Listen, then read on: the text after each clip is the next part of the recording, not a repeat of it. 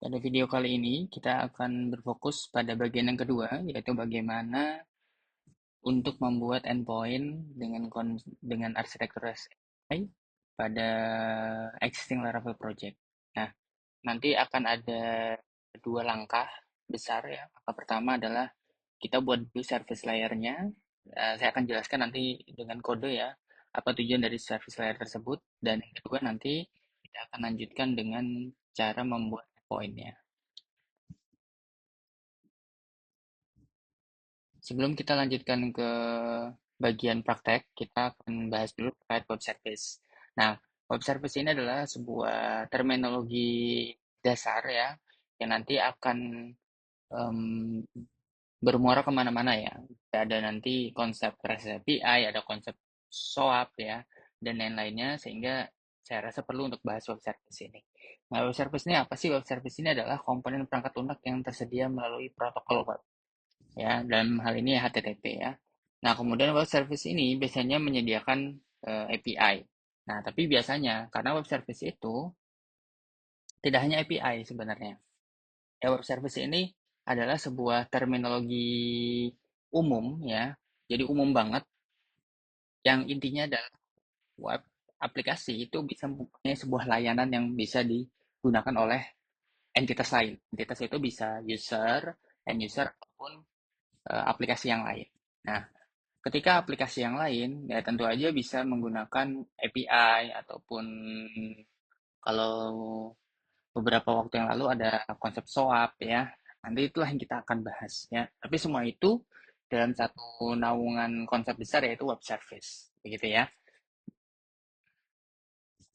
Nah, selanjutnya kita akan lanjut ke tahap prakteknya, eh, yaitu dengan membuat endpoint pada sebuah proyek Laravel. Ya, kita akan coba lanjutkan. Oke teman-teman, kita akan lanjut di penerapan pada sebuah proyek Laravel ya.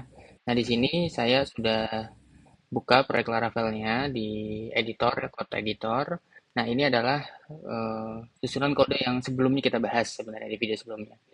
Nah saya sebenarnya sudah buat ya di sini ya. Jadi saya coba check out di sebelah sini. Oke. Nah perbedaannya adalah kalau sebelumnya kita bertumpu pada order controller ya untuk melakukan proses transaksi. Nah, saya membuat satu layer tambahan yaitu service layer.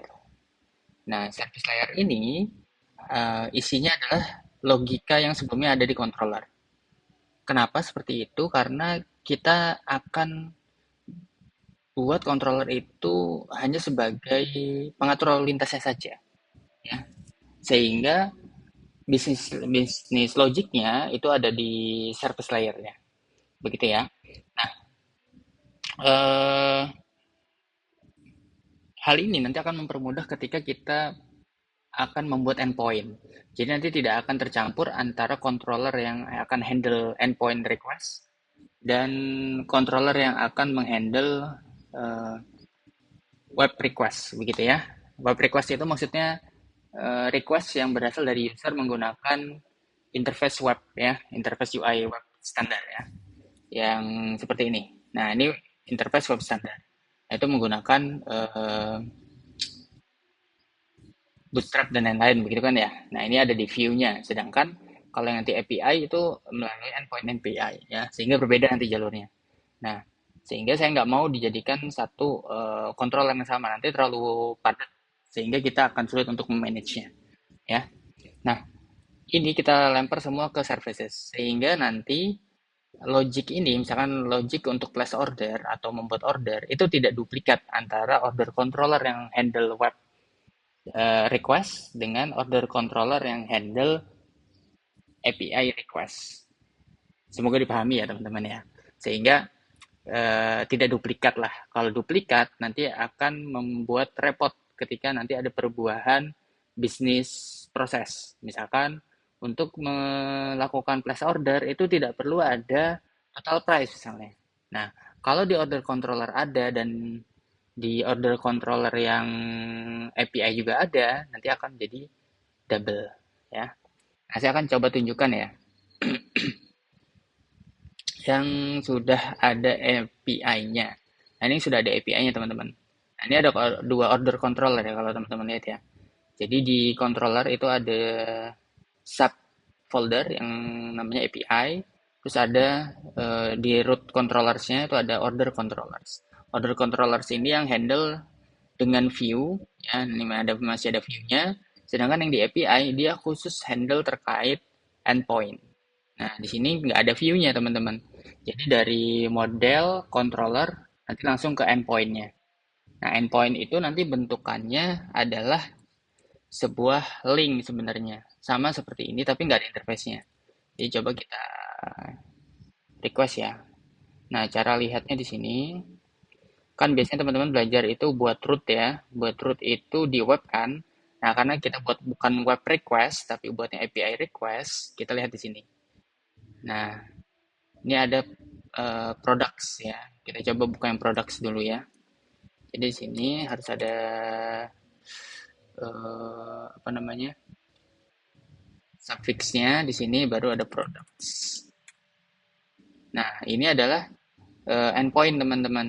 Nah, data-data ini yang nanti akan diolah di tempat lain. Di tempat lain itu bisa entitas lain ya, eh, aplikasi lain ya, ataupun eh, front end sistem lainnya. Jadi misalkan kalian punya mobile application ya, kita mau buat versi mobile application-nya nanti bisa dapat products-nya, list products-nya dari sini. Begitu. Nah, ini jadi dua hal yang berbeda teman-teman ya, sama yang Laravel standar. Nah, ini juga ada produknya kan sebenarnya, ada listing produknya. Nah, tapi dia menggunakan jalur controller yang berbeda ya. Kan ini sama-sama data dari database ya teman-teman ya. Nah, jadi database-nya ketika di request itu akan request via model. Nah, via model baru kan nanti ke controller tuh. Nah, tergantung dilihat dulu controller dari mana. Dari yang web request atau dari API request. Nah, kalau dari web request, kita lihat di order controller yang ini. Oke, order controller yang ini ketika membuka index, dia request nih ke order services ya untuk dapetin list produknya. Kita lihat aja di order services. Order services ya, untuk dapetin produknya ya dia pakai products all.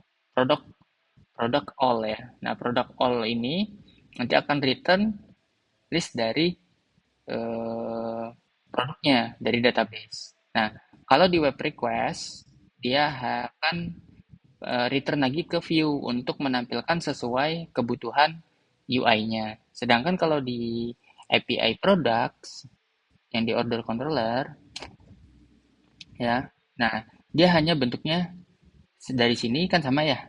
Coba kalau kita set by set ya, teman-teman ya. Nah ini kan sama nih, ya sampai sini ya. Di line 21 sama line 21 sini kan sama. Produknya sama, nah tapi cara returnnya beda. Di sini returnnya pakai response JSON, kalau di sini pakai view. Nah, sudah terlihat ya perbedaannya ya teman-teman ya. Nah, yang di line 21 inilah yang membuat kita lebih mudah. In case ada perubahan bisnis proses, bisa saja akan terjadi kan di sebuah organisasi. Nah, kita tidak perlu update di kedua controllernya. Kita hanya update di servicesnya aja. Jadi alih-alih update di berbagai file, kita hanya update di satu file saja, yaitu di services. Paham ya?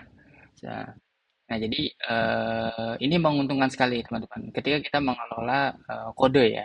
Nah, inilah cara kita membuat mengelola arsitekturnya ya. Kelebihan kita mengelola arsitektur itu seperti itu. Nah, kemudian cara untuk buat endpoint itu sebenarnya gimana sih? Cara buat endpoint itu sebenarnya kalau di Laravel ya, kita cukup sediakan ini nih. Pertama ya, kita sediakan roots dulu. Jadi ada API roots dulu, api.php. Nah, ini teman-teman bisa langsung copy aja yang line 1 sampai line 4-nya. Kemudian buat satu routing, ya satu routing yang sesuai dengan eh, kebutuhannya. Nah, dalam hal ini misalkan slash products dulu, buat aja dulu slash product. Ya, order controller kan nama controllernya class, baru nama functionnya products. Nah, request nanti kemana dialihkan di products, gitu ya. Nah, kemudian teman-teman dari API yang ini kita buat nih controller di folder API. Teman-teman boleh manual, boleh mau teman-teman generate by komennya Laravel juga boleh yang PHP Artisan make controller gitu ya. Nanti tinggal tambah make baru API slash order controller begitu. Nah, itu bisa teman-teman. Nanti akan keluar ininya. Nah, baru kita tinggal sesuaikan ya. Kalau ini returnnya view, kalau ini returnnya JSON response. Ya, kalau order controller. Tinggal dibuat logiknya, baru tinggal di return sesuai kebutuhan kita. Misalkan saya nggak mau ada price, boleh aja nggak? Boleh. Kita delete aja di sini. Nanti di tampilan backnya price yang ini akan hilang teman-teman. Ya. Nah, kan tinggal nama sama stoknya aja ya. Price-nya nggak ada. Nah, begitu. Jadi semudah itu teman-teman ya untuk buat endpoint. Sebenarnya endpoint itu hanya bentuk lain dari views yang ada ya. View-nya kan kita nggak butuh nih kalau mau dikonsum sama tempat lain ya. Nah, jadi kita pakailah endpoint dalam bentuk API. Nah, ini yang disebut REST API. Kalau di Laravel tuh udah di provide sekali, teman-teman bisa gampang banget untuk membuatnya ya. Oke, itu teman-teman untuk bahasan di video kali ini ya bagaimana cara membuat endpoint pada Laravel existing. Jadi cukup mudah sebenarnya. Jadi kita hanya menduplikat apa yang ada di order controller sebelumnya. Nah, tapi sebelum kita duplikat, kita pastikan dulu, kita pindahkan dulu bisnis logiknya ke service layer-nya. Jadi ada services yang berguna sebagai service layer. Jadi semua kebutuhan logik layanannya, bisnisnya itu ada di service layer tersebut. Oke, terima kasih. Itu semua teman-teman untuk bagian yang pertama. Cukup dulu, kita akan lanjut ke video selanjutnya. Terima kasih.